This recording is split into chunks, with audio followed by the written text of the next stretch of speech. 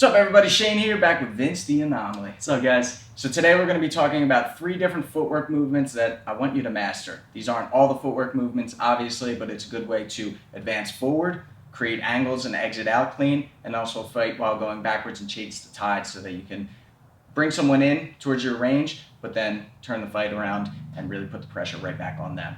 So let's take a look at the first one and learn some footwork. So the first footwork movement that we're going to look at is the probing step. We're going to use this as a jab to either the head or the body. It's a great way to get within range and then right away get out of range. So we're going to demonstrate what it looks like solo. Vince is going to be facing to the side so you can see that angle. I'll be facing you straight ahead. This way you can see both of us doing it and practice on your own. So it looks like this. So step in on the jab and we come right back. Step in on the jab. One more. Bang. We can also fake high and go low. So it looks like this. And again, bang. Now a couple of key points to keep in mind here is you want to sync up the hands and the feet. When the foot hits the ground, that's when the arm is at full extension and the fist hits the target. As the hand comes back, the foot comes back. So think about like you have a string attached to your wrist to the same side ankle. When that arm extends, the foot steps, touches the ground, and we don't want to get stuck here, so we have to come right back. As quickly as we step out, we step right back in with the shot. And a good visual for that is thinking about stepping on a spider. You don't want that spider to bite you, so you want to be quick with when you step on it, and then you check, did I kill it?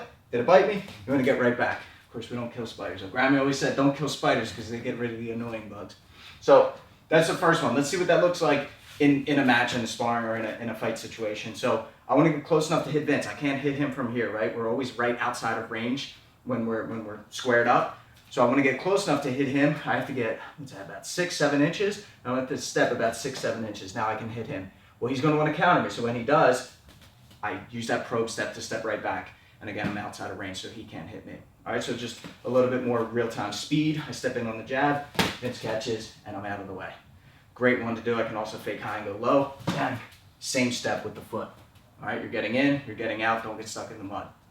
The next one now is going to be stepping forward, advancing with a 1-2 or a jab cross, and then exiting out to our rear side. All right, so again, Vince is going to demonstrate from the side. I'll stand straight in front. I'm going to step forward on the jab, step forward on the cross, and now we're going to exit by dipping our head underneath of maybe an incoming left hook. Okay, once again, step in on the jab, step in on the cross, exit down and under to our right. A variation of that can be just hopping off the rails to the right. So we step in on the jab, step in on the cross, hop off the rails, and I like using this lead hand as a frame.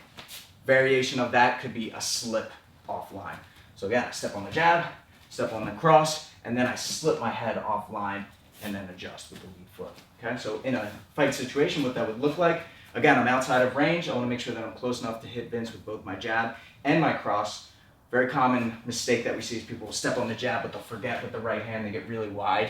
Can work for overhand sometimes, but you want to keep your feet underneath of you most of the time. All right, so I step in on the jab, step in on the cross, Vince counters.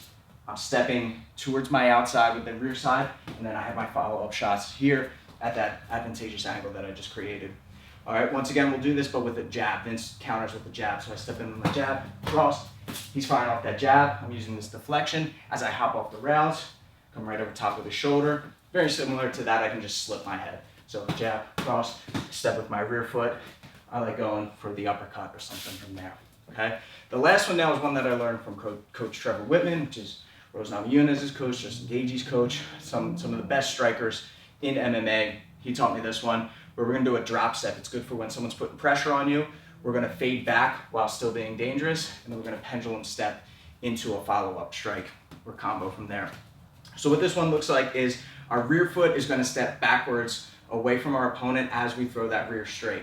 So it looks like this, bang.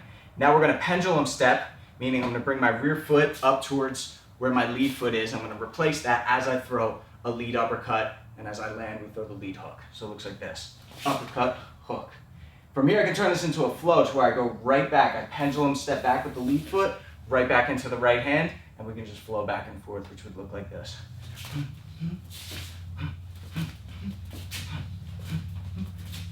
One more, bang.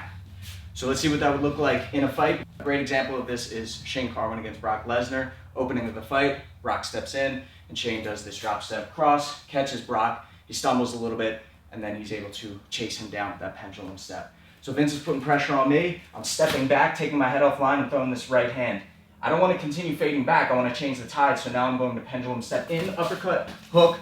I can follow up with a cross from here. As that flow, we can continue going forward and backwards. But in a fight, maybe I really tagged him with one of those shots. I want to continue to put the pressure on him. I can finish with a cross, I can finish with a kick, what have you. So those are your 3 different ones that I want you to master, both solo and then grab a partner and go through them as well. All right, there you have it. A couple of these are going to take some time to get the rhythm, but once you find it, it's a lot of fun and it works great. It's very effective in matches and in sparring. If you like these movements and you want more of them, you got to check out the 18-step footwork shadowboxing program that I put together on fighttips.com. It's exclusive on there. You can check it out and get 2 weeks absolutely free. You can watch the entire course and then cancel and you won't get charged anything at all. I beat the system.